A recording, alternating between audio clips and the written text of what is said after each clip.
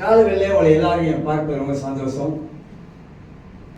ஆக இந்த காலவேளையில அவர் இருப்பது மிக சந்தோஷம். நேற்று அவரும் வந்திருந்தார். ஜெகூர் பகுதிகளில் பாஸ்டர் ஃபெலோஷிப்பில் பல இடங்களில் அவர் வந்து தேவனுடைய செய்தி பகிர்ந்து கொண்டு வரார். எனக்கு தெரியும் அங்கே ஜெகூரில் பாஸ்டர் பீட்டர் கோமஸ் அதெல்லாம் விசாரித்தேன், உங்களை பற்றி கேட்டேன், எப்படி அங்கே செய்தியெல்லாம் அப்படி எப்படி இருந்துச்சுன்னு. நல்லா இருந்துச்சு பாஸ்டர், ரொம்ப அருமையாக பேசினார், ஐக்கியத்தை பற்றி பேசுனீங்கன்னு சொல்லி சொன்னாங்க. அதனால் கர்த்தருடைய வார்த்தை, சபைக்கு ஏற்ற தேவனுடைய வார்த்தையை நாம் கேட்பது நமக்கு ரொம்ப நல்லது. ஆக நாம் எல்லாரும் எழுந்து நின்று கைகளை தட்டி பாஸ்டர் போல் அவர்களை நாம் வரவேற்கிறோம்.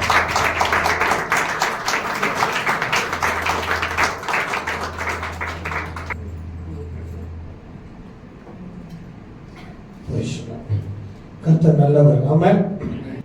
ஆண்டவர் யோவேல் தீர்க்கதரிசியின் மூலமாய் சொன்ன ஒரு வார்த்தை, தேசமே பயப்படாதே, மகிழ்ந்து களி கூறு, கர்த்தர் பெரிய காரியத்தை செய்வார் என்று சொல்லப்பட்டிருக்கு. ஆகவே இன்றைக்கு என்னுடைய கருத்துல தேவன் கொடுத்த அந்த திருச்சபையில ஆராதனை என் மனைவி, என்னுடைய பிள்ளைகள், என்னுடைய உடன் ஊழியக்காரர்கள் மூலமாக அவர்கள் செய்து கொண்டிருக்கிறார்கள். குறிப்பாக பாஸ்டர் சகாயம் ஐயா அவர்கள் கரத்திலே கொடுத்த ஊழியத்தை, குடும்பத்தை, விசுவாசிகளாகிய உங்களுக்காகவும் அவர்கள் ஜெபிக்கிறார்கள். நாம் எல்லாரும் ஒரு நொடி பொழுதிலே இந்திய தேசத்திற்காக ஒரு ஜெபத்தை செய்து நான் கர்த்தருடைய வார்த்தைகளை நாம் கடந்து போவோம், ஜெபிப்போம். அன்பின் ஆண்டவரே, இந்த அருமையான நேரத்துக்காக நன்றி செலுத்துகிறேன். எரிகிற பலிபீடத்துக்கு முன்பதாக நிற்கிற உம்முடைய தாசரை ஆண்டவரே நான் பார்க்கிறேன். அவர் மேல் இருக்கிற அபிஷேகத்தை நான் பார்க்கிறேன் அப்பா. இப்பொழுதும் தொப்புள் கொடி உறவாகிய எங்களுடைய ஆண்டவரே இன ஜன பந்துக்கள் ஆகிய இந்திய திருநாட்டினுடைய குடியரசு தினத்துக்காக நாங்கள் ஜெபிக்கிறோம் ஆண்டவரே.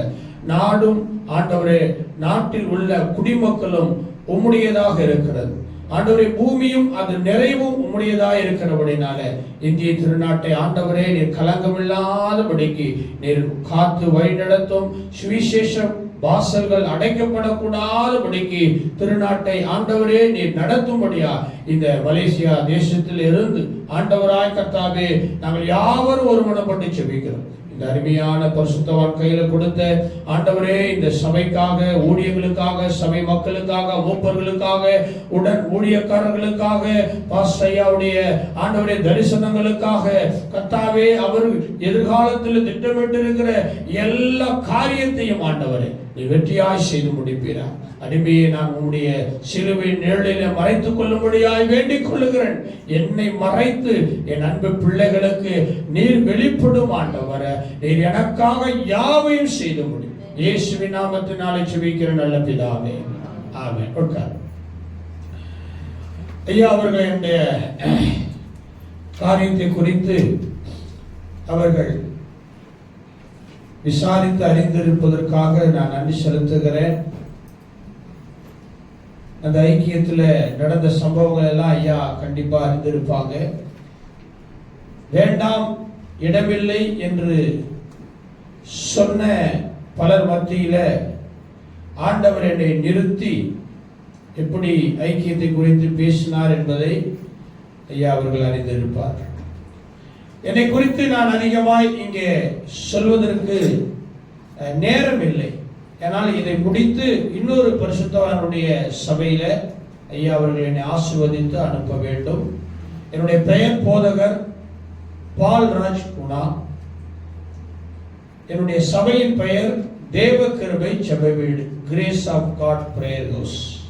இந்தியாவிலே, தமிழகத்திலே, சென்னையில பல இடங்களிலே பல சபைகள், பல ஊழியங்களை நான், என் மனைவி, என்னுடைய 3 பிள்ளைகள், மருமகன் மற்றும் என்னுடைய சபையார் உடன் ஊழியர்களோடு கூட 25 ஆண்டுகள் முழு நேர ஊழியனாக முடித்து இன்றைக்கு 26வது ஆண்டில கர்த்தருடைய பணிபடைக்காரனாக நான் இருக்கிறேன்.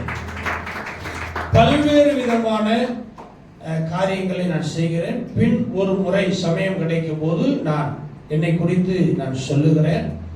நீங்கள் ஜெபியுங்கள், என்னை குறித்து ஆண்டவர் வெளிப்படுத்துவார். நான் ஒரு சாதாரணமான ஒரு ஊழியக்காரன். 52 வயது நிறைவடைந்தவனாக கர்த்தருடைய ஜனங்கள் மத்தியிலே பல நாடுகளுக்கு போய் ஆண்டவருடைய மிஷனரி ஊழியத்தை, சுவிசேஷத்தை, சத்தியத்தை சத்தியமாக பிரசங்கிக்கக்கூடிய ஒரு ஊழியக்காரனாக இருக்கிறார். இன்றைக்கு அருமையான பரிசுத்தமான தேவனுடைய ஊழியக்காரர் பாஸ்டர் சகாயம் ஐயா அவர்கள் இன்றைக்கு தம்முடைய பலிபீடத்தில் என்னை அவர் பலியாக நிறுத்தியிருக்கிறார். நிச்சயமாக நான் எரிந்து இருள் நீக்குகிற ஒளியாக தேவன் என்னை மாற்றுவார். ஆமென். நான் எங்க பிரசங்கித்தாலும் ஒரு வார்த்தையை சொல்லி பிரசங்கிப்பது வழக்கம். 25 ஆண்டு காலமாக.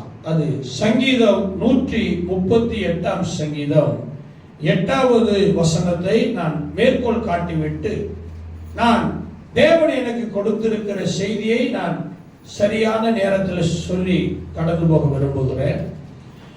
சங்கீதம் 138 சங்கீதத்திலே 8வது வசனத்திலே இப்படியாக எழுதப்பட்டிருக்கிறது, கர்த்தர் எனக்காக யாவையும் செய்து முடிப்பார். பாடல் ஆராதனை அருமையா மகள் பாடினாங்க. என்னுடைய மகளை பார்க்கிறது போலவே இருக்கிறது. என்னுடைய மகள் ஒரு தீர்க்கதரிசி, அவர் ஆண்டவரால் பயன்படுத்துகிற ஒரு மகள். இந்த மகளையும் நான் தீர்க்கதரிசியினுடைய ஆவியினால தேவன் அந்த மகளை நிரப்புவார். கைகளை தட்டி ஆமென். நல்ல உற்சாகமாக இருக்கு. ஆமென். ஆமா, மற்றவங்களை பற்றி சொல்லும் பொழுது நம்ம நல்லா உற்சாகப்படுத்தணும். அப்பதான் அவங்க நல்ல ஆவியுள்ள களி கூற முடியும், நம்மளும் அனலாக்க முடியும். நான் ரொம்ப ரசிச்சேன் அந்த மகளுடைய அந்த ஆராதனை. சில பேர் கடமைக்காக பாடுவாங்க, கொடுத்த நேரத்தை ஃபில்லப் பண்றதுக்காக பாடி முடிப்பாங்க, ஜெபித்து முடிப்பாங்க, பிரசங்கித்து முடிப்பாங்க. ஆனா ஒரு சிலர் தான் ஆத்மார்த்தமாய் அந்த உள்ளத்தில் ஆண்டவரை நினைத்து மனதுருகி பாடுவார்கள். அந்த ஃபீலிங் இன்றைக்கு என்னுடைய தாய் சபையில, என்னுடைய சபையில இருந்த அந்த ஃபீலிங் அந்த மகளுடைய ஆராதனை நேரத்தில் நான் உணர்ந்த. கர்த்தர் இந்த மகளையும் அவருடைய காரியங்களையும் வாழ்க்கையும் ஆசீர்வதிப்பார். பிரியமான கர்த்தருடைய ஜனங்களே, உங்க ஐயா சொல்லாத ஒரு சத்தியத்தை ஒரு நாளும் எந்த நாட்டில் இருந்தும் வந்த ஊழியர்கள் சொல்லிவிட முடியாது. ஏன்னா தகப்பனுக்கு தான் பிள்ளைகளுடைய இருதயம் தெரியும். பிள்ளைகளுடைய பசி, உணர்வு, எதிர்பார்ப்பு எல்லாமே அந்த தாய் தகப்பனுக்கு தான் தெரியும். ஆனாலும் ஒரு விருந்தினராக வந்திருக்கிறவர்கள் ஒரு புதிய பலகாரங்களை, பட்சணங்களை, பொருளை கொண்டு வந்து கொடுப்பார். ஆனா நான் கொடுக்கிற இந்த செய்தி நிச்சயமாய் உங்க வாழ்க்கையில ஆசீர்வாதமா இருக்கும். இங்க இருக்கிற நாம் எல்லோருமே ஒரு குடும்பத்தை சார்ந்தவர்களாக இருக்கிறோம். நமக்கு ஒரு குடும்பம் இருக்கிறது. தாய், தகப்பன், கணவன், மனைவி, மகன், மகள், பேர பிள்ளைகள், அத்தை, மாமா, சித்தி, சித்தப்பா என்று நமக்கு ஒரு குடும்பம் இருக்கிறது. ஆதியில தேவன் அந்த ஏதேன் தோட்டத்தில் குடும்ப உறவுகளை அவர் ஏற்படுத்தினார். மனுஷன் தனிமையாக இருப்பது நல்லதல்ல என்று சொல்லி ஏற்ற வேலையில ஏற்ற துணையை ஆண்டவர் உருவாக்கினார். அதிலிருந்து ஆவிக்குரிய சந்ததிகள் வர வேண்டும் என்று சொல்லி மல்கியாவின் மூலமாக அதை உறுதிப்படுத்தினார். அன்றைக்கு தொடங்கப்பட்ட இந்த குடும்ப உறவு இன்றைக்கு வரைக்கும் நம்முடைய சந்ததிகளாக உருவெடுத்திருக்குது. அல்லேலூயா. ஆனால் அந்த குடும்பத்தை நாம் எப்படி பாதுகாக்க, அந்த குடும்பத்தை எப்படி நடத்த, அந்த குடும்பத்தை எப்படி நாம மகிழ்ச்சியாக வைத்திருப்பதற்கு என்ன திட்டங்களை நாம் வைத்திருக்கிறோம், என்ன முயற்சி செய்திருக்கிறோம் என்பதை குறித்து இன்றைக்கு ஆண்டவர் உங்களோடு தீர்க்க தரிசனமாக பேச போகிறார். ஏன்னா இன்றைக்கு நிறைய பேருக்கு தங்களுடைய குடும்பத்தை குறித்ததான ஒரு உத்தரவாதம், ஒரு குடும்பத்தை குறித்ததான அக்கறை இருக்கிறதா என்பதை பார்க்க வேண்டும். ஏன் பிரதர்?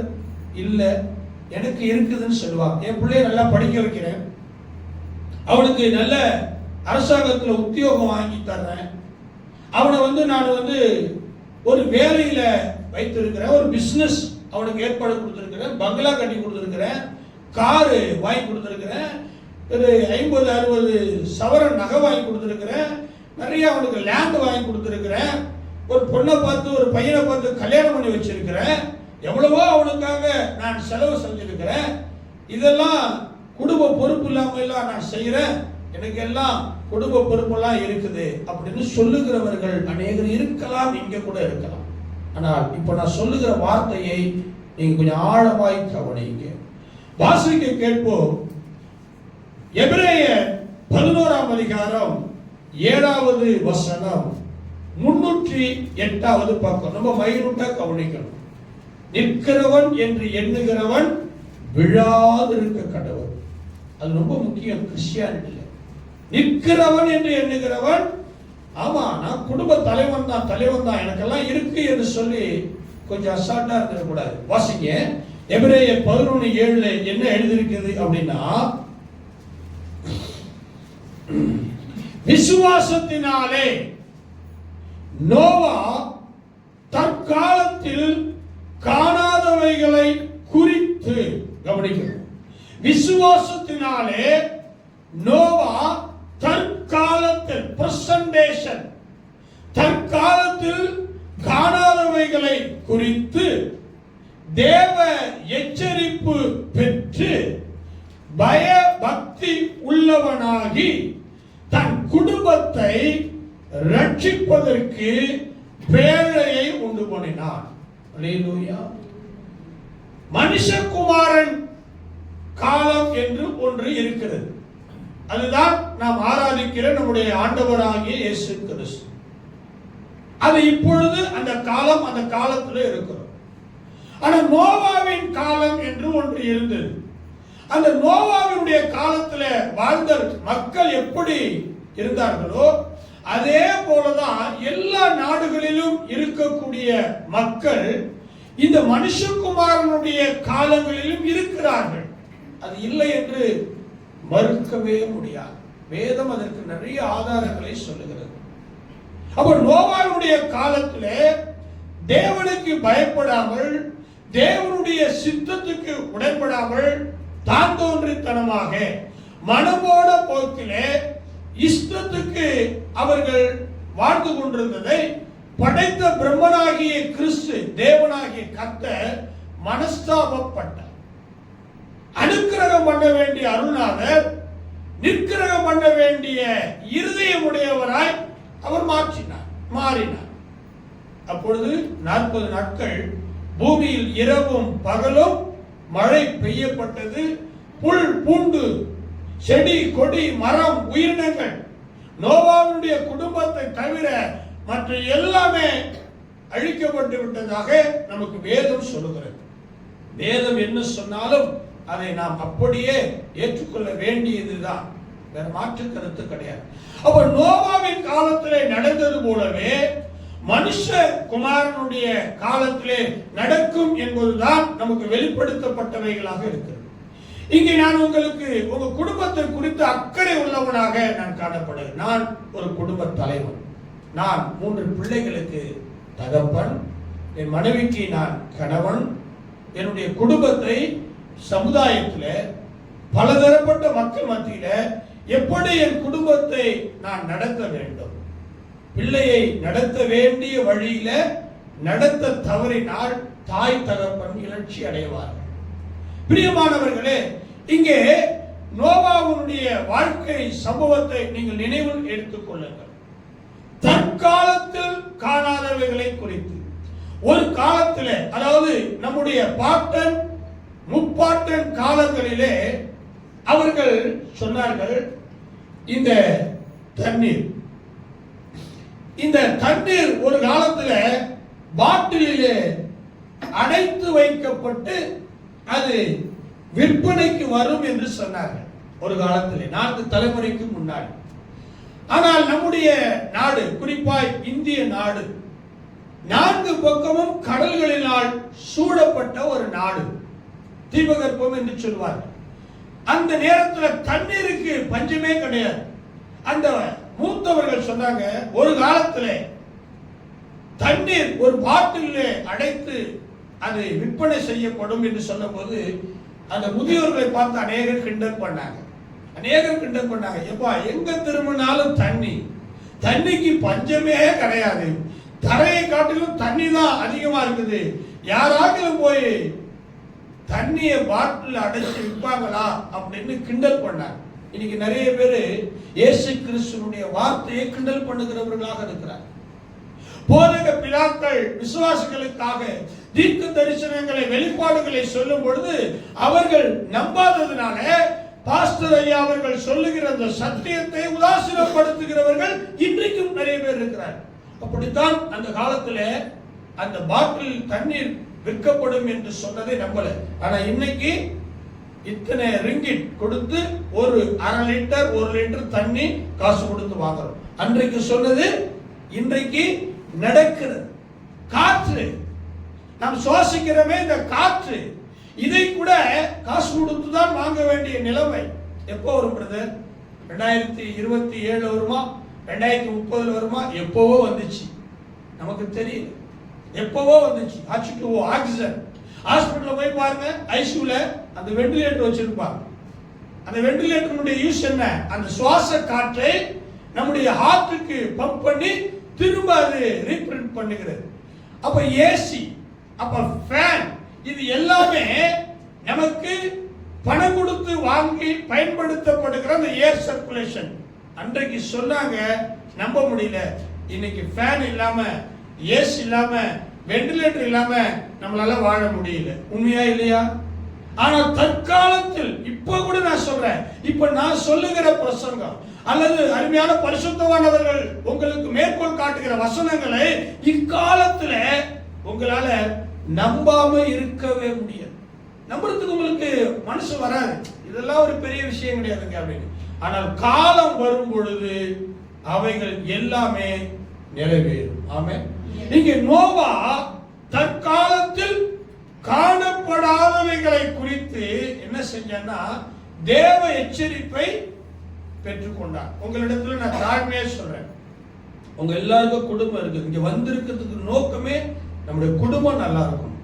நம்ம படிக்கிறது, நம்ம வேலைக்கு போறது, நம்ம சம்பாதிக்கிறது, இது எல்லாமே எதுக்காக? குடும்பம் குடும்பம் குடும்பம் தான். இந்திய தேசம் மட்டுமில்ல, பல தேசங்கள்ல இருந்து அப்கண்ட்ரிக்கு போவாங்க, மேலை நாடுகளுக்கு போவாங்க. ஏன்னா சம்பாதிக்கணும், ஒரு மாடி வீடு கட்டணும், கார் வாங்கணும், பிள்ளைகளை நல்லா படிக்க வைக்கணும், திருமணம் பண்ணணும், அவங்களுக்கு ஜுவல்ஸ் வாங்கணும் சொல்லி திருமணமாகி ஒரு சில மாதங்களிலே மனைவி பிள்ளைகளை விட்டு அல்லது 2 பிள்ளைகளை விட்டு வெளிநாட்டுக்கு போவாங்க. ராத்திரி பகலும் 10 காசு கூட வீண் செலவு செய்யாம சம்பாதிச்சு கஷ்டப்பட்டு அந்த குருவின்னு சொல்லுவாங்க, அது போல குருவி சேர்க்கிறது மாதிரி சேர்த்து அங்க அனுப்புவாங்க. ஆனா அங்க பாத்தீங்கன்னு சொன்னா அங்க இருக்கிற பிள்ளைகள் சினிமாவுக்கும் செல்போனுக்கும் உலக காரியத்துக்கும் அவர்கள் அந்த பணத்தை விரயமாக்குவாங்க. ஆனா தகப்பன் தேசத்துல ரத்தம் சிந்தி சம்பாதிப்பார் பிள்ளைகளுக்காக. ஆனா தகப்பனுடைய உழைப்பை அறியாத பிள்ளைகள் அங்க என்ன செய்வாங்க? ஊதாரித்தனமாக இருப்பாங்க. திரும்பி return back to Chennai, India வந்து பார்ப்பாங்க. அப்ப அந்த பிள்ளைகள் எல்லாம் சீர்கெட்டு போயிருப்பாங்க. பிரியமானவர்களே, சம்பாதிப்பது பெரிய விஷயம் கிடையாது. வெளிநாடுகளுக்கு போயிட்டு பிரபலமாகுவது பெரிய விஷயமே கிடையாது. நாம் சம்பாதித்த பணத்தினால் நம்முடைய குடும்பம் பத்திரமாக இருக்கிறதா, அது ரொம்ப நம்ம கவனிக்கணும். இன்னைக்கு நிறைய பெற்றோர்கள் அதை கவனிப்பது கிடையாது. நிறைய குடும்பத்தில் இருக்கிறவர்கள் அதை கவனிப்பது கிடையாது. ஆனா நோவா தற்காலத்தில் காணாதவைகளை குறித்து அவன் செய்ததை நான் உங்களுக்கு சொல்றேன். நம்பர் 1, நீங்கள் உங்க குடும்பத்தை பாதுகாக்க வேண்டும் என்று சொன்னால் தேவனுடைய எச்சரிப்பை பெற வேண்டும். அல்லேலூயா. ஒரு ஆமென் சொல்ல முடியுமா? தேவனுடைய எச்சரிப்பை பெறாமல் இந்த உலகத்திலே என்ன சம்பவிக்கிறது என்பதை நீங்கள் காண முடியாது, நீங்கள் அறிந்து கொள்ளவே முடியாது. ஆதியாகமம் 6ஆம் அதிகாரத்திலிருந்து 12வது வசனம் தொடங்கி 29வது வசனம் வரைக்கும் நோவாவுடைய வாழ்க்கை வரலாறை சுருக்கமாய் பார்க்கலாம். அந்த ஆதியாகமம் 6ஆம் அதிகாரம் 12லிருந்து 29வது வசனம் வரைக்கும் நோவாவுடைய வாழ்வியல் முறையை, அவன் அந்த பேழையை செய்ததை, அதற்குள்ள தன்னுடைய குடும்பத்தார் 8 பேரை பிரவேசிக்க பண்ணினதை, பின்வரும் நாட்களிலே அவர்கள் பலுகி பெருகுவதற்கு ஜோடு ஜோடாக மிருக ஜீவன்களை அடைத்துக் கொண்டதை அந்த வசனங்களிலே நாம் பார்க்க முடியும். சுருக்கமாக நான் சொல்லுகிறேன். பிரியமான தேவனுடைய பிள்ளைகளே, இந்த நோவா அந்த இயற்கை பேரிடர் வருவதற்கு முன்பதாக அவனுக்கு கிடைத்தது என்ன தெரியுமா? தேவனுடைய எச்சரிப்பு, God's warning. தேவனுடைய எச்சரிப்பு. சபையானது, நல்லா கவனிக்கணும், சபையானது சத்தியமானது, சத்தியத்தை பிரசங்கிக்கும்படியாக தெரிந்து கொள்ளப்பட்ட சபை போதகராகிய நாங்கள் முதலாவது விசுவாசிகளாகிய உங்களுக்கு என்ன சொல்லணும் தெரியுமா? தேவனுடைய எச்சரிப்பை குறித்து சொல்ல வேண்டும். அல்லேலூயா. இந்த தேவனுடைய எச்சரிப்பு பெற்றிருக்கிறவர்கள் யாராக இருந்தாலும் அவர்கள் தங்களுடைய குடும்பத்தை பாதுகாத்துக் கொள்வார்கள். இப்ப தேவனுடைய எச்சரிப்பை பெற்ற பிற்பாடு இரண்டாவதாக உங்களுக்குள்ள வரக்கூடியது என்ன தெரியுமா? பய பக்தி. தேவனுடைய எச்சரிப்பை பெற்ற பிற்பாடு உங்களுக்கு என்ன வந்துடும்? பயம் வந்துடும்.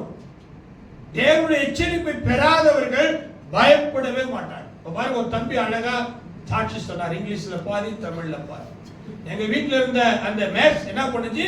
என்னை எச்சரிக்கை பண்ணினது. பாருங்க, அந்த பையன் எங்கேயோ விளையாடி கொண்டு இருக்கிறான், அவருடைய பெற்றோர்கள் எங்கேயோ இருக்கிறாங்க. ஆனா ஒரு விஷ பாம்பு ஏதோ ஒன்று வீட்டுக்குள்ள வரும்பொழுது இன்னொன்று அதை எச்சரிக்குது.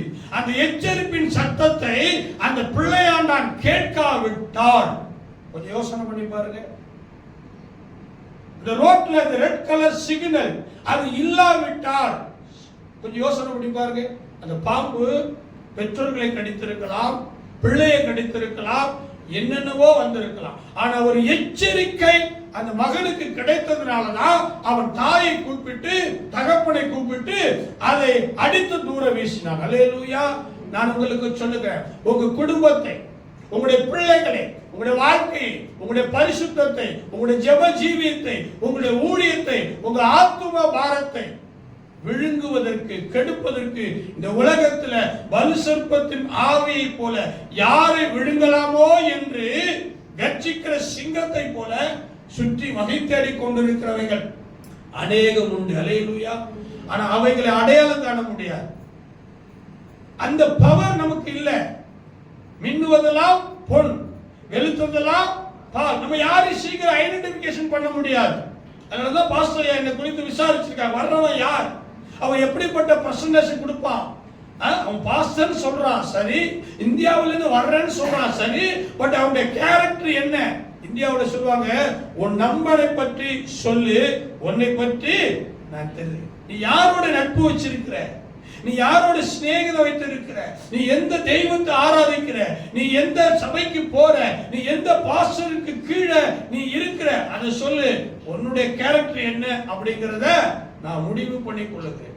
பிரியமானவர்களே, தேவ எச்சரிப்பை பெற்றால்தான் நமக்கு பயம் வரும். அல்லேலூயா. தேவ எச்சரிப்பு பெறாத எந்த விசுவாசிகளுடைய குடும்பத்திலையும் பயம் என்பது வராது. அப்ப பயம் வந்த பிறகு என்ன செய்யறான்னா, ரட்சிப்பை குறித்து அவன் கவலைப்படுகிறான். பயம் வந்த பிற்பாடு ரட்சிக்கப்பெற பைபிள் சொல்லுது, பிரியமானவர்களே, இவ்வளவு பெரிதான ரட்சிப்பை குறித்து நாம் கவலையற்றிருப்போமானால் வருகிற தண்டனைக்கு எப்படி தப்பிவித்துக் கொள்வோம் என்று எபிரேயரில் எழுதப்பட்டிருக்கு.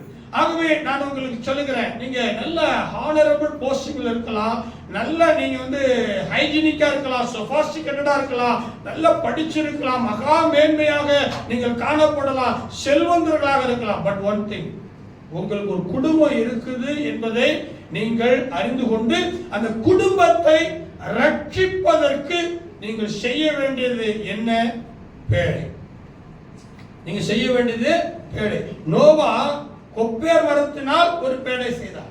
நான் கொப்பேர் மரத்தினாலோ அல்லது வேறு விதமான இன்ஸ்ட்ருமெண்ட் வைத்து மெட்டீரியல்ஸ் வைத்து பேழை செய்ய சொல்ல, உங்களுக்கு உங்க குடும்பத்துக்கு இருக்கக்கூடிய பேழை இந்த சரீரமாகிய சபைதான். அல்லேலூயா. கைகளை தட்டி ஆமென். விசுவாசிகளாகிய நமக்கு தேவன் உண்டாக்கின பேழை என்பது சபை.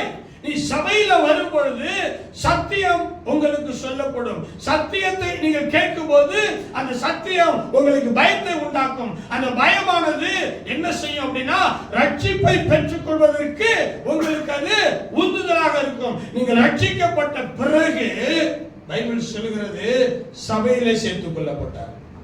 இல்லையா? பேதுருடைய பிரசங்கத்துல, அப்போஸ்தலருடைய பிரசங்கத்துல 3000 பேரு 5000 பேரு ரட்சிக்கப்பட்டாங்க. ரட்சிக்கப்பட்டவர்களை எங்கே அடைக்கலமாக வைத்தார் என்று சொன்னால் தேவனுடைய சரீரமாகிய சபையிலே. அல்லேலூயா. ஆகவே நோவா தற்காலத்தில் காணாதவைகளை குறித்து என்ன பண்ணாரா? எத்தனை பேர் தேவனுடைய எச்சரிப்பை பெற்றிருக்கிறீங்க? இந்த பலிபீடத்தில் இருந்து பாஸ்டர் சொல்லும் போது எத்தனை பேர் தேவனுடைய எச்சரிப்பை பெற்று இன்னைக்கு உங்களுக்கு வந்த ஆபத்திலிருந்து நீங்க விலகி இருக்கிறீங்க? சாட்சி சொல்லுங்க. பாஸ்டர்யா கொஞ்சம் மெத்தனமா இருந்தேன், ஏதோ மனம் போன போக்கல ரொம்ப அசால்ட்டா இருந்த, கவன குறைவா இருந்துட்டேன். ஆனா ஒரு நாள் நீங்க பேசுனீங்க. நீங்க பேசும்போது உங்க வாயிலிருந்து வந்த சத்தியம் எனக்குள்ளே ஒரு மாற்றத்தை உண்டாக்குனது.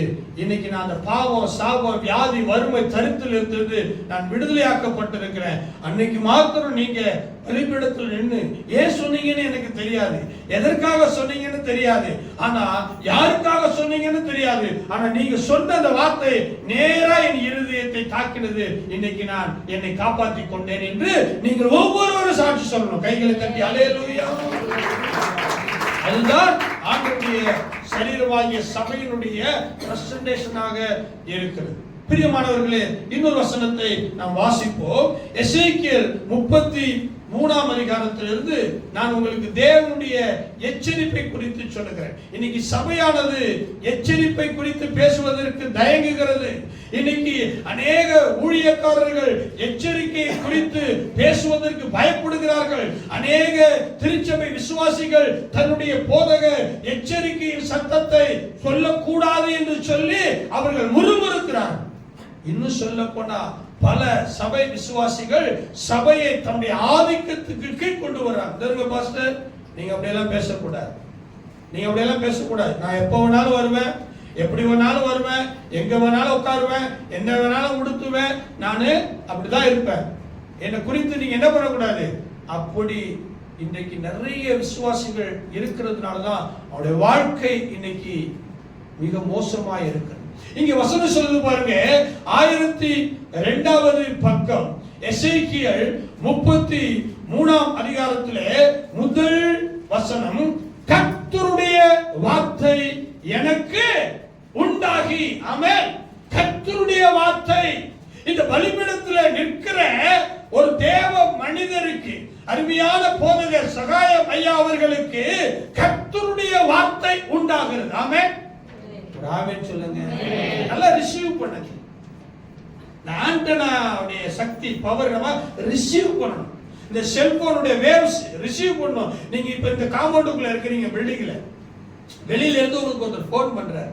இந்த ரிசீவிங் கெபாசிட்டி சரியா இல்லைன்னா ஹலோ ஹலோ ஹலோ ஹலோன்னு சொல்லிட்டு வெளியில போயிடுவீங்க. அதே போல கர்த்தருடைய வார்த்தையை ரிசீவ் பண்ணுகிற கெபாசிட்டியை நீங்க இம்ப்ரூவ் பண்ணீங்க. ஆமென். அல்லேலூயா. பிரியமானவர்களே, இங்க சொல்லப்படுது பாருங்க, கர்த்தருடைய வார்த்தை எனக்கு உண்டாகி. தேவனுடைய மனுஷனுக்கு ஏன் கர்த்தருடைய வார்த்தை உண்டாகிறது தெரியுமா? தேவனுடைய ஆலயத்துக்கு வருகிற ஒவ்வொரு ஆத்துமாவையும் எச்சரிப்பதற்காகத்தான். அல்லேலூயா. அடுத்த வசனம் சொல்லுது பாருங்க, மனுபுத்திரனே நீ உன் ஜனத்தின் புத்திரரோடு பேசி, நீ உன் ஜனத்தின் புத்திரரோடு பேசி அவர்களோடு சொல்ல வேண்டியதாவது, நான் தேசத்தின் மேல் பட்டயத்தை வரப்பண்ணுகையில் தேசம் ஜனம் ஜனங்கள் எல்லைகளில் உள்ள ஒருவனை அழைத்து அவனை தங்களுக்கு காவல்காரனாக வைத்த பின்பு. அல்லேலூயா.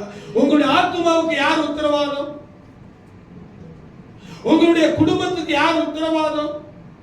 தேவனால் தெரிந்து கொள்ளப்பட்டு பரிசுத்த ஆவியானவரால் கண்காணியாகவும் மேய்ப்பனாகவும் வைக்கப்பட்ட உங்களுடைய பாஸ்டர் தான். ஆமென்.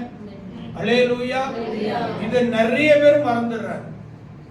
இது நிறைய பேர் மறந்துடுறாங்க. பிரியமானவர்களே, காவல்காரன். அடுத்த வசனத்துல சொல்லுது பாருங்க, இவன் தேசத்தின் மேல் பட்டயம் வருவதை கண்டு எக்காலம் ஊதி ஜனங்களை எச்சரிக்க போது. சபை, நான் எச்சரிப்பின் சத்தத்தை குறித்து பிரசங்கிக்கிற ஊழியக்காரர், நான் இயேசு கிறிஸ்துடைய வருகையை குறித்து பிரசங்கிக்கிற ஊழியக்காரர். கிருபை தேவைதான், மன்னிப்பு தேவைதான், ஆசீர்வாதம் தேவைதான், ஐஸ்வர்யம் தேவைதான். ஆனால் இவைகள் எல்லாம் சுதந்தரித்துக் கொண்டு எச்சரிக்கை இல்லாமல் இருப்போம் என்றால் நாம் சுதந்தரித்துக் கொண்ட எல்லாம் வீணாய் போயிடும். அல்லேலூயா. எச்சரிக்கை இல்லாம என்ன பிரயோஜனம்? பிரியமானவர்களே, அடுத்த வசனத்துல சொல்லு பாருங்க, எக்காலத்தின் சத்தத்தை கேட்கிறவன் அதை கேட்டும் எச்சரிக்கை இராமல் பட்டயம் வந்து அவனை வாரிக்கொள்ளுகிறது உண்டானாள். அவனுடைய இரத்தப்பழி அவன் தலைமேல் சுவரும். அவன் எக்காலத்தின் சத்தத்தை கேட்டும் எச்சரிக்கையாய் இருக்கவில்லை. அவனுடைய இரத்தப்பழி அவன் பேரில் சுவரும். எச்சரிக்கையாய் இருக்கிறவனோ தன் ஜீவனை தப்புவித்துக் கொள்ளுவான். ஆமென். அல்லேலூயா. தன் ஜீவனை, தன் குடும்பத்தை, தன் வாழ்க்கையை, தனக்கு உண்டானதை, தான் சம்பாதித்ததை தப்புவித்துக் கொள்ளுகிறவன் தான் புத்திசாலி. வருமுன் காப்பவன் அறிவாளி, புயல் வந்தபின் தவிப்பவன் ஏமாளி என்று ஒரு பழமொழி இருக்கிறது. அந்த நேரத்தில் ஆயத்தமாக இருக்கணும். இன்னைக்கு நிறைய விசுவாசிகள் மன்னிக்கணும், நிறைய சபைக்கு நான் பார்க்கிறேன், தேசங்களில கர்த்தரை கொண்டு போகிறார், இந்த எச்சரிப்பின் சத்தத்தை கொடுக்கிற நிறைய விசுவாசிகள் கண்ணீர் விட்டு கதறி, சாரி பாஸ்டர், என் பிள்ளையை குறித்து நான் கொஞ்சம் கூட நினைக்கல, என் கணவனை குறித்து, என் குடும்பத்தை குறித்து நான் கொஞ்சம் கூட நினைக்கல பாஸ்டர். இன்னைக்கு தேவன் உங்களுடைய வாயிலிருந்து புறப்பட்ட அந்த வார்த்தையை கொண்டு என் இருதயத்தை உடைத்தார். அல்லேலூயா. இங்க சொல்லப்பட்டிருக்கிறது பாருங்க, எச்சரிக்கையாய் இருக்கிறவன் தன் ஜீவனை என்ன பண்ணுவானா? தப்புவித்துக் கொள்வான். பட்டணத்தை அழிப்பதற்கு தேவனாய கர்த்தர் எண்ணின பொழுது நீதிமானாக இருந்த லோத்துவை, லோத்துனுடைய குடும்பத்தை தப்புவிக்க நினைத்தார். அதனால தேவன் என்ன செய்தார்? அதோ அந்த காண்பிக்கிற அந்த மலைக்கு ஓடி போனார். தேவன் காண்பிக்கிற மலை சற்று உயரமாக இருக்கிறது, தேவன் காண்பிக்கிற மலை சற்று தூரமாக இருக்கிறது. தேவன் காண்பிக்கிற இடம் நல்லா கவனிங்க, கேட்டுக்கு போகிற வழி எப்படி இருக்கும் சொல்லுங்களேன்? பாவத்துக்கு போகிற வழி எப்படி இருக்கும்? தேவன் அருவருக்கிற காரியங்களுக்கு போகிற வழி எப்படி இருக்கும்? விசாலமா இருக்கும். அல்லேலூயா. அது சுலபமா போயிடலாம். ஜெபத்துக்குள்ள போறது ரொம்ப கடினம், ஆராதனைக்குள்ள போறது கடினம், தேவனுடைய பிரசன்னத்துக்குள்ள போறது ரொம்ப கடினம். ஆனா உலகத்துக்குள்ள போறது என்ன பண்ணலாம்?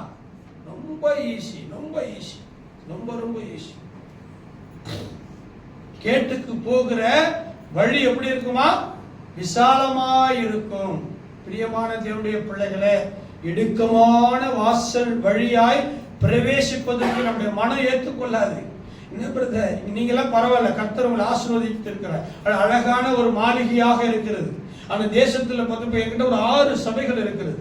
இந்த 6 சபைகளில் சில சபை பார்த்தீங்கன்னாக்கா ஓலை குடிசையில், அங்க ஃபேன் கிடையாது, அங்க கரண்ட் கிடையாது, அங்க மெகாபோன் மைக்கு கிடையாது, ஒரே ஒரு டேமரின் அல்லது கொட்டடிச்சு அந்த இடத்துல மண் தரையிலே உட்கார்ந்து அந்த இடுக்கமான வழியில மகிமையான தேவனை ஆராதிப்பார்கள். அல்லேலூயா. பிரியமானவர்களே, இங்கே சொல்லப்பட்டிருக்கிறது, நோவா தற்காலத்தில் காணாதவர்களை குறித்து தேவனுடைய எச்சரிப்பை பெற்று அவன் பயபக்தி உள்ளவனாகி தன்னுடைய முழு குடும்பத்தையும் ரட்சிப்பதற்கு பேழை உண்டு பண்ணான். இன்னைக்கு நம்ம பிள்ளை எங்க இருக்கிறாங்க? இங்க நீங்க வந்திருக்கிறீங்க, கரெக்ட். உங்களுடைய மகன் எங்க இருக்கிறார்? உங்களுடைய மகள் எங்க இருக்கிறார்? உங்களுடைய குடும்பத்தார் எங்க இருக்கிறாங்க? ஏன் அவர்களை நீங்கள் தேவனுடைய ஆலயத்துக்கு அழைத்து வரவில்லை? இஸ்ரவேல் ஜனங்கள் 430 வருஷம் கடினமா இருக்குங்கிறத நினைச்சுக்கீங்க. வருத்தமா இருக்கலாம் என்னுடைய பிரசங்கம், ஏன் பாஸ்டர் இவரை அழைச்சிட்டு விட்டீங்களே அப்படின்னு கூட நீங்க கேட்கலாம். தான் ஆடாவிட்டாலும் தன்னுடைய சபையாளர், என் சபை மக்கள் வேறு இல்லை, பாஸ்டையா கருத்துல கொடுத்த நீங்கள் வேறு இல்லை, எல்லாருமே ஒரே தாய் ஒரே தகப்பனுடைய பிள்ளைகள் தான். அல்லேலூயா. எங்க பிள்ளைங்க நல்லா இருக்கணும், எங்க விசுவாசிங்க பிள்ளைங்க கெட்டு போகணும்னு எந்த பாசம் நினைக்க மாட்டார். அல்லேலூயா. எங்க அதான் ஆரம்பத்தில் சொன்னேன், என்னுடைய தாய் வீட்டில் இருக்கிற உணர்வு, என்னுடைய சொந்த சபையில இருக்கிற உணர்வை போல. பிரியமானவர்களே, லோத்துவை தப்புவிக்க ஒரு மலையை ஆண்டவர் காட்டினார். ஆனால் லோத்து அந்த எச்சரிக்கையை குறித்து கொஞ்சம் கவனக்குறைவாக இருந்தார். அவருடைய மனைவி என்ன ஆனா, உப்பு தூணாக மாறி போனார். தேவனுடைய எச்சரிப்பை கேட்டு பய பக்தி உள்ளவர்களாக மாற வேண்டும். அப்படி மாறாதவர்கள் எல்லாரும் தன்னுடைய வாழ்க்கையில அப்படியே உப்பு தூளாக கல்லாக தான் நீங்கள் இருக்க வேண்டும். இங்கே எசேக்கியேல் 33ஆம் அதிகாரத்தில் 5வது வசனத்தை பின்பகுதியில் சொல்லுகிறது, எச்சரிக்கையாய் இருக்கிறவனோ தன் ஜீவனை தப்புவித்து கொள்ளுவான்.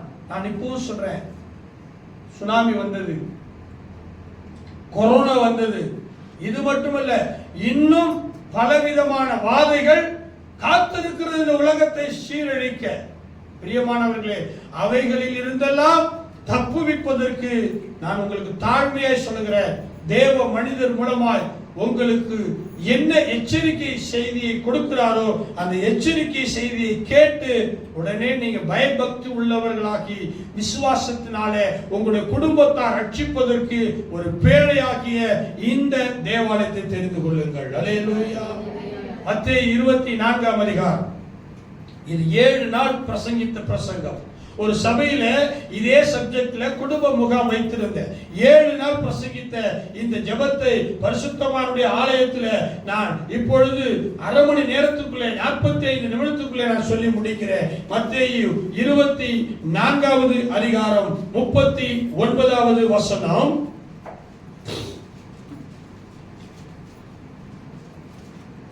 மத்தேயு 24:39 என்ன எழுதியிருக்கிறது தெரியுமா? ஜலப்பிரளயம் வந்து, ஜலப்பிரளயம் வந்து.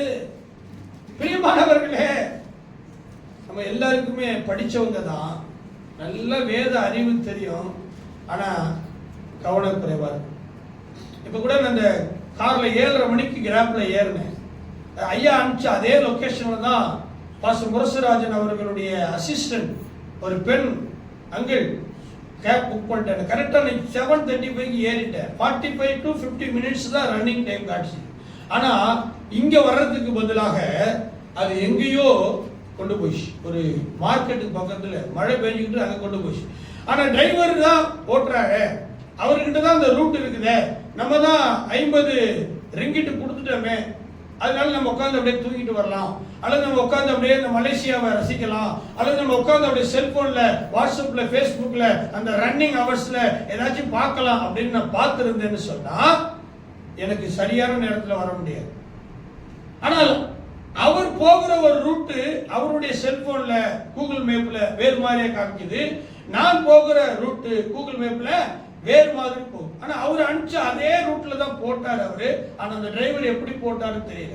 ஆனா நான் கொஞ்சம் கவனமா இருந்ததுனால அந்த டிரைவர் சொன்னேன், this is not a correct route, இது வந்து சரியான பாதை அல்ல என்று நான் அவருக்கு சொன்ன பொழுது அதுக்கு பிற்பாடுதான் பாஸ்டர் இல்ல, அவன் இதுதான் நீ போட்ட ரூட்டு, இதுதான் கரெக்ட் லொகேஷன், அங்க கூகுள் மேப்ல done, your place is done வருது. நம்புற மாதிரியே இருக்குது. நான் இறங்கிட்டேன்னா என்ன இருக்கும், அதுதான் ஐயா வர ஸ்தலத்தில் இருக்கிறாங்க, அங்கிருந்து டிஸ்டர்ப் பண்ணக்கூடாது, இருந்தாலும் ஐயா ஒரு பர்மிஷன் கொடுத்துருக்காங்க, வந்தோடனே ஃபோன் அடிக்கும், ஃபோன் அடிச்சோன்னா அப்புறம் டிரைவர்கிட்ட பேசினார், மறுபடியும் ரீ ரூட்டு போட்டோம். இங்க சொல்லி பாருங்க, ஜலப்பிரளயம் வந்து அனைவரையும் வாரிக்கொண்டு போகும் மட்டும் உணராது இருந்தார். இன்னைக்கு நிறைய பேருக்கு அந்த உணர்வு இல்லை. மன்னித்துக் கொள்ளுங்கள், மன்னித்துக் கொள்ளுங்கள். ஒரு ஃபேமிலி பிரேயர் நடக்குது, வீட்டு கூட்டம் நடக்குது. இந்த வாரம் உங்களுக்கு வீட்டு கூட்டம் இல்லை அப்படின்னாங்க ஐயா. ஒரு வீட்டு கூட்டம் நடக்குது, பாஸ்டர்ஸ் வந்திருக்கிறாங்க, பிலீவர்ஸ் வந்திருக்கிறாங்க, நான் பிலீவர்ஸ் வந்திருக்கிறாங்க. அப்போ அங்க நடந்த ஒரு சம்பவம், வீட்டு கூட்டம் நடக்கும் போது அந்த வீட்டில் இருக்கிற ஒரு புருஷன் குடிகார புருஷனாக இருக்கார். என்ன செய்வாங்க மனைவி, கரைப்பார் கரைத்தால் கல்லும் கரையும், பெண்ணால் கூடாத காரியம் என்பது ஒன்றுமே இல்லை. ஆமென். என்னுடைய மனைவி ஒரு ரயில்வே அதிகாரி, என் மனைவி ஒரு ரயில்வே அதிகாரி. என் மனைவி ஒரு பாஸ்டர் அம்மா, மாஸ்டர் ஆஃப் டிவினிட்டி படிச்சிருக்கிறவங்க. அவங்க தான் என்னுடைய பாஸ். நான் சொல்றதுக்கு கூச்சப்பட மாட்டேன். அவங்க தான் என்னோட மென்டார். அவங்க தான் என்னுடைய காட் ஃபாதர், ஸ்பிரிச்சுவல் ஃபாதர். அவங்க மூலமாகத்தான் நான் ஆண்டுடைய உன்னதமான ஊழியத்தை 25 ஆண்டு காலமாக நான் செய்து கொண்டு இருக்கிறேன். அப்போ அந்த பிரேயர் மீட்டிங் நடத்தும் போது அந்த அம்மா என்ன சொன்னாங்க, புருஷன்கிட்ட, இந்த பாஸ்டர் வந்திருக்கிறாரு, அசிங்கப்படுத்தாத. பாஸ்டர் அம்மா விசுவாசிகளாம் வந்திருக்கிறாங்க, அவங்களுக்கு நேரா நீ என்ன பண்ணக்கூடாது, சத்தம் போடக்கூடாது. இந்தா 200 ரூபாய் மரியாதையா ஒயின் ஷாப் போயிட்டு குடிச்சிட்டு மீட்டிங் முடிச்ச பிற்பாடுவான். பாஸ்டர் வந்திருக்கிறதுக்கு காரணமே, சபை உன் வீட்டுக்கு வர்றதுக்கு காரணமே, ஜலப்பிரளயம் வந்து உன்னை வாரி கொண்டு போக கூடாது. விளங்குதுங்களா? எச்சரிக்கை இல்லை. இன்னைக்கு நிறைய பேர் தன் பிள்ளைகளை எச்சரிக்கை செய்து பாஸ்டர் வந்திருக்காங்க, நீ டவுன், முழங்கால் போடு, ஜெபம் பண்ணு, வேதத்தை வாசி, உபவாசம் இரு, தேவனுடைய ஆலயத்துக்கு போ, அங்க இருக்கிற இன்ஸ்ட்ருமெண்ட கத்துக்க, நீ அங்க இருக்கிற சர்ச்சை பெருக்கு, சுத்தம் பண்ணு, ஊழியம் பண்ணு, இப்படி சொல்லி கொடுக்கிற பெற்றோர்கள் இல்ல. அதனாலதான் என்ன செய்யுதுன்னா, பாவம், சாபம், இந்த உலகத்தினுடைய சிற்றின்பம் அவர்களை வாரி கொண்டு போகிறது. ஆனால் நோவா தேவ எச்சரிப்பை பெற்றார். விசுவாசிகளே, நான் உங்களை மனதார வாழ்த்துகிறேன். அருமையான ஒரு தேவ மனிதர், சத்தியத்தை சத்தியமாக போதிக்கக்கூடிய ஒரு தேவ மனிதர், நல்ல மகிமையான ஒரு ஆராதனை நடத்துகிற அருமையான அக்கா தங்கச்சிங்க இருக்கிறாங்க. நான் உங்களுக்கு சொல்லுவேன், ஒருவேளை நீங்கள் இதுவரை எப்படி இருந்தீங்கன்னு தெரியாது, 2024 ஆண்டு வரை நீங்க எப்படி உங்களுடைய குடும்பத்தை குறித்து அதெல்லாம் ஒரு நாள் வந்தா சரியாயிடும், அதெல்லாம் ஒரு காலம் வந்தா சரியாயிடும் சொல்லி நீங்க இருந்தீங்களோ எனக்கு தெரியாது. ஆனா இன்றைக்கு தேவனுடைய வார்த்தை சொல்லுது, நோவா தற்காலத்தில் காணாதவைகளை குறித்து என்ன செய்தாரா, தேவனுடைய எச்சரிப்பை பெற்றார். தேவனுடைய எச்சரிப்பு பெறுதல் அவசியம். தேவனுடைய எச்சரிப்பு வந்துவிட்டார், நீங்க பயப்பட ஆரம்பிச்சிருக்கீங்க. இன்னைக்கு பயம் வராததுக்கு காரணம் என்ன தெரியுமா? தேவனுடைய எச்சரிப்பை காது கொடுத்து கேட்க, சிக்னலை மதிக்காம போவான். வரும்போது கூட பாத்தீங்கன்னா ஒரு பெரிய ஆக்சிடென்ட், ஒரு 2 வீலர்ல வந்திருக்கிற பையன் ஸ்பாட் அவுட் வரும்போது, ஸ்பாட்லயே அவுட். நான் இப்ப மலேசியாவுக்கு வந்து 4 டெத்து பார்த்துட்டேன். இந்த நாட்டுல நல்ல டிராபிக் இருக்குது, நல்ல ரோடு இருக்குது, ஆனா என்னன்னு தெரியல. ஏன்னா அந்த ரூல்ஸ் அண்ட் ரெகுலேஷன் அவங்க என்ன பண்றது, ஒபே பண்றது கிடையாது. நீங்கள் தாழ்மையாய் வேண்டிக் கொள்ளுகிறேன். கடைசியா ஒரு வசனத்தை சொல்லி நான் முடிக்க விரும்புகிறேன். வெளிப்படுத்தின புத்தகம் 8ஆம் அதிகாரம் 13வது வசனம் 341வது பக்கத்திலே நான் சொல்லி நான் உங்களை ஆண்டவருக்குள்ள, எச்சரிப்புக்குள்ள, பயத்துக்குள்ள, விசுவாசத்துக்குள்ள, ரட்சிப்புக்குள்ள, பேழைக்குள்ள உங்களை இன்னும் ஆழமாய் கொண்டு போக விரும்புகிறேன். வெளிப்படுத்தின 8ஆம் அதிகாரம் 13வது வசனம், பின்பு ஒரு தூதன் வானத்தின் மத்தியிலே பறந்து வர கண்டேன். அவன் மகா சத்தமிட்டு, இனி எக்காலம் ஊத போகிற மற்ற 3 தூதருடைய எக்கால சத்தங்களினால் பூமியில் குடியிருக்கிறவர்களுக்கு ஐயோ ஐயோ ஐயோ என்று சொல்ல கேட்டேன். பாஸ்டர், ஏன் அவசகுணமாய் பேசுறீங்க பாஸ்டர்? ஏன் பாஸ்டர் இப்படி ஒரு சாபமான வார்த்தையை சொல்றீங்க பாஸ்டர்? ஏன் பாஸ்டர் இப்படி ஒரு கடினமான உபதேசத்தை பண்றீங்க பாஸ்டர் அப்படின்னு நீங்க நினைக்கலாம். இது உங்களுக்கு அப்படி தோணும். ஆனா தேவனுக்கு எப்படி தெரியுமா தோணுது? உங்களை நல்வழிப்படுத்துகிறது, உங்களை சரியான ட்ராக்ல கொண்டு போகிறது தான் இந்த பேழையினுடைய நோக்கம். உங்களை சரியான வாழ்வியல் முறையில கொண்டு போய் நிறுத்துகிறது தான் இந்த தேவ மனிதருடைய நோக்கம். அல்லேலூயா. பிரியமானவர், இன்னைக்கு அது நிறைய பேருக்கு பிடிக்காது. இன்னைக்கு நிறைய பேருக்கு அது ட்ரெண்ட் அப்படி மாறிடுச்சு. இப்படிப்பட்ட உபதேசங்களை ஏற்றுக்கொள்வதற்கு அவர்களுக்கு மனதில் கட்டுக்கதைகளையும் கிழட்டு கதைகளையும் பலவிதமான ஒரு சினிமா ஜோக்கு, சினிமா காரியங்களை சொல்லுகிறவர்களுக்கு மேல்தான் நல்ல ஈர்ப்பு இருக்கிறது. பிரியமானவர்களே, அவைகளெல்லாம் ஒரு நாள் உங்களை பாழான நிலத்திலே கொண்டு போய் விட்டுவிடும். ஆனால் நீங்கள் பயிர் நிலமாக இருக்கக்கூடிய இந்த ஆலயத்தில் விழுந்த விதைகள், அல்லேலூயா, இது பயிர் நிலம். இந்த தேவ மனிதனுடைய கரத்திலே கொடுக்கப்பட்ட இந்த சபையானது பயிர் நிலம். இது ஒரு பேழை. இந்த பேழைக்குள்ளே வைத்து தேவன் கதவை அடைத்த பொழுது 40 நாட்கள் ஒன்றும் சேதப்படுத்தல். அல்லேலூயா. புறாவை எடுத்து அவர் வெளியே அனுப்பின பொழுது புறா தன்னுடைய அலகுகளினால ஒரு நுனி கிளையை, ஒலிவு மரத்தின் நுனி கிளையை கொண்டு வந்தது.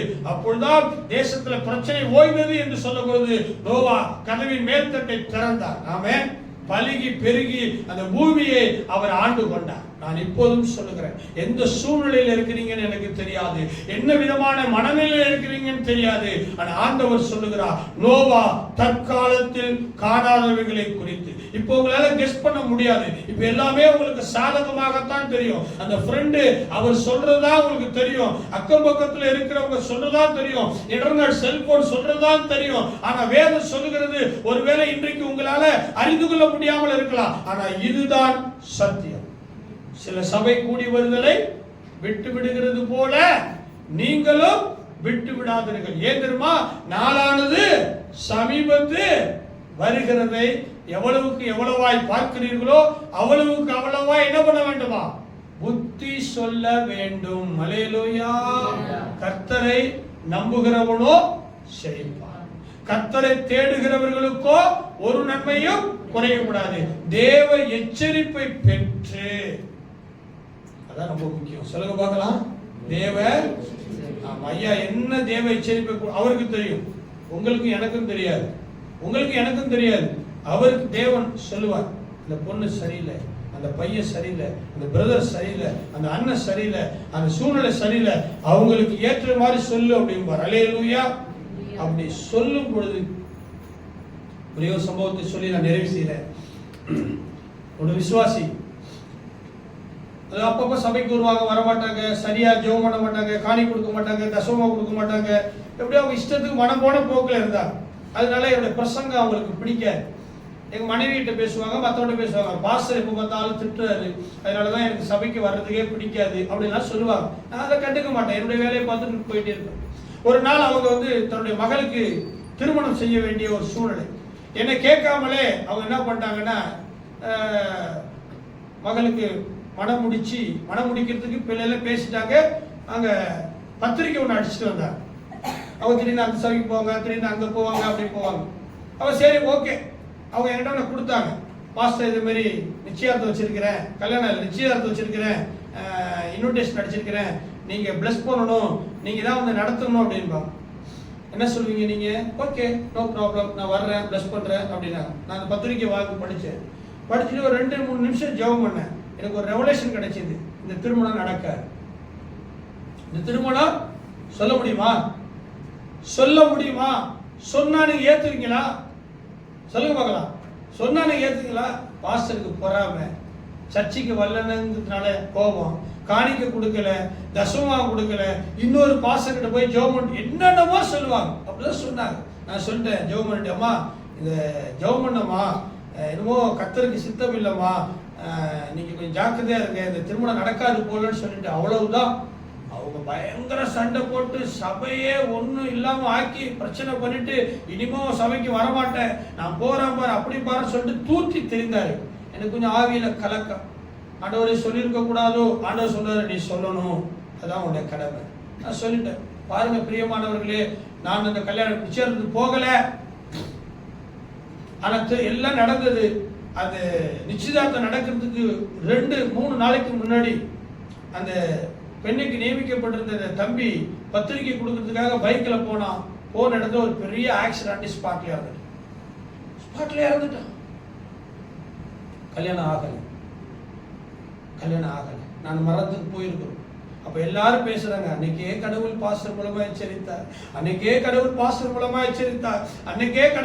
மூலமா எச்சரித்தார். பாவி, நான் தான் கேட்காம என்னுடைய மகனுடைய வாழ்க்கைய வீணாய் கெடுத்துட்டேன். பிரியமானவர்களே, உங்க குடும்பத்தை நீங்கள் பாதுகாக்க வேண்டும். நீங்க ஆண்டவரை ஏற்றுக்கொண்டது, இந்த சபைக்கு வந்தது, நீங்க ஆராதனை செய்வது எல்லாமே தேவனுடைய எச்சரிப்பை பெறுவதற்காகத்தான். கர்த்தருடைய ஆசீர்வதிப்பார். நாம் எல்லாரும் எழுந்து நின்று பிரைஸ் தி லார்ட். ஹல்லேலூயா, ஹalleluya. ஆண்டவரே உம்முடைய எச்சரிப்பின் சத்தத்தை ஆண்டவரே இந்த தேசத்தில் இருக்கிற இந்த சபையில் இருக்கிற பிள்ளைகளை கொடுத்து பேழையை போல இருக்கிற ஆண்டவரே அப்பா, இந்த ஆண்டவரே அப்பா இயேசு அன்பு செலுத்துகிறதான ஆண்டவரே இந்த சபையில நீ கொண்டு வர முடியாது. ஹalleluya. தாய் கூட பிள்ளைகளை மறந்து போகலாம், சிங்கம் கூட குட்டிகளை பட்டினி போடலாம். ஆனா கர்த்தரை தேடுகிறவர்களுக்கு, சபையை தேடி நாடி ஓடி வருகிறவர்களுக்கு ஒரு நன்மையும் குறைபடாது. அல்லேலூயா. கரங்களை உயர்த்தி, தாய் கூட பிள்ளைகளை பட்டினி போடலாம், சிங்கம் கூட குட்டிகளை பட்டினி போடலாம். ஆண்டவரே, மறந்து போனவர்களுக்கு மத்தியில் ஆண்டவரே, தாய் கூட மறந்துட்டாங்க, சிங்கம் கூட மறந்துச்சு, உறவுகள் கூட மறந்துச்சு. ஆனா ஊழியக்காரன் தன் சபைக்கு வந்த விசுவாசிகளை மறக்க கூடாதபடிக்கு தேவனுடைய எச்சரிப்பை சொல்லுகிறார். இந்த அருமையான தேவ ஆலயத்துல வந்திருக்கிற பிள்ளைகளுக்காய் ஜெபிக்கிறேன். நோவா நீதிமானாக இருந்தாலும் அந்த தேசத்தில் ஒரு இயற்கை பேரிடர் வந்தது. ஆண்டவரே, ஜலப்பிரளயம் வந்தது, பயங்கரமான அழிவு வந்தது. ஆனாலும் தேவனுடைய எச்சரிப்பை பெற்றதினாலே கர்த்தாவே தன்னுடைய முழு குடும்பத்தையும் ரட்சிப்பதற்கு ஒரு பேழையை உண்டாக்கினார். இந்த செய்தி எனக்கு ஆயத்தப்படுத்தினர். அருமையான இந்த சிறு பாலகனை கொண்டு எங்க வீட்டுக்குள்ளே ஒரு பாம்பு வந்தது, எங்க வீட்டுக்குள்ளே இருந்தது நாய், அதை குறித்து ஒரு எச்சரிக்கை கொடுத்தது. நான் போய் என் தகப்பனிடத்துல சொன்னேன். என் தகப்பன் அந்த பாம்பை அடித்து போட்டான். ஆண்டவரே, நான் செய்தியை பிரசங்கிப்பதற்கு முன்பதாகவே கர்த்தாவே ஒரு சிறு பாலகனை கொண்டு அந்த செய்தியினுடைய ஆண்டவரே கருத்தை இங்கே ஜனங்களுக்கு சொல்ல வைக்கிறப்பா. இப்பொழுதும் நான் சொல்லுகிறேன், நிறைய பேர் தேவ எச்சரிப்பை பெறாமல் அலட்சியமாக இருக்கிறதை பார்க்கிறீரப்பா. நிறைய பேர் வாழ்க்கையில் தன் குடும்பத்தை ரட்சிப்பதற்கு பேரை உண்டாக்காமல் இருக்கிறதை பார்க்கிறேன். சபை கூடி வருவதை விட்டு விடுகிறாங்க, ஆராதனைக்கு வருகிறதை விட்டு விடுகிறாங்க. வேலைக்கு போகணும், பள்ளிக்கூடம் போகணும், காலேஜுக்கு போகணும், உழைக்கணும், சம்பாதிக்கணும், பணம் சேர்க்கணும், கரெக்ட். ஆனால் அவைகள் எல்லாம் நீடித்து நிலைத்திருக்க வேண்டுமானால் பேழை வேண்டும், பேழை வேண்டும், பேழை வேண்டும். ஆண்டவரே, ஜீசஸ் ஹவுஸ் என்கிற ஆண்டவரே, இந்த பேழை வேண்டும். நிச்சயமாக முடிவு உண்டு. உன் நம்பிக்கை வீண் போகாது. கர்த்தருடைய வல்லமை, கர்த்தருடைய அக்கினி, கர்த்தருடைய மகிமை, கர்த்தருடைய பிரசன்னம் இந்த இடத்திலே ஒரு பேழை உருவாக்கும். ரபா ரபா ரபா யாது லிஹானா ரபா ஆண்டவரே, தேவனுடைய எச்சரிப்பை பெறாமல் யார் யார் எதையெல்லாம் இதுவரைக்கும் இழந்திருக்கிறார்களோ, யார் யார் எந்தெந்த இடத்துல வெட்கப்பட்டு அவமானப்பட்டு நிந்தை அடைந்திருக்கிறார்களோ, யாருடைய சரீரத்தில் எந்தெந்த விதமான வியாதிகள் வந்து ஜீவனுக்கு எதிராய் காணப்படுகிறது, இப்பொழுது தேவனுடைய எச்சரிப்பாக, தேவனுடைய எச்சரிப்பு சத்தம், தேவனுடைய எச்சரிப்பு சத்தம் அங்கே உலாவிக் கொண்டிருக்கிறது, அங்கே உலாவிக் கொண்டிருக்கிறது, அங்கே அங்கு மிகுவாய் போடப்பட்டு கொண்டிருக்கிறது. ஆண்டவரே, ரபஹா தேவாதியானவரே, எச்சரிப்பில்லாதபடிக்கு, எச்சரிப்பு சத்தத்தை கேட்கக்கூடாதபடிக்கு சத்ருவானவன் கொண்டு வந்து கிரியை செய்கிற எல்லா பொல்லாத கிரியைகளை இயேசுவின் நாமத்தினாலே நிறுத்துவதாக. உண்மையான இந்த தேவ சபை ஆசீர்வதி, தேவ மனுஷனை ஆசீர்வதி, தேவ குடும்பத்தை ஆசீர்வதி, இந்த பட்டணத்தை ஆசீர்வதி. அடியான் அபோதியமான ஊழியக்காரன் என் கடமையை மாத்திரம் செய்யறப்பா. எச்சரிப்பு ஆசீர்வாதம், எச்சரிப்பு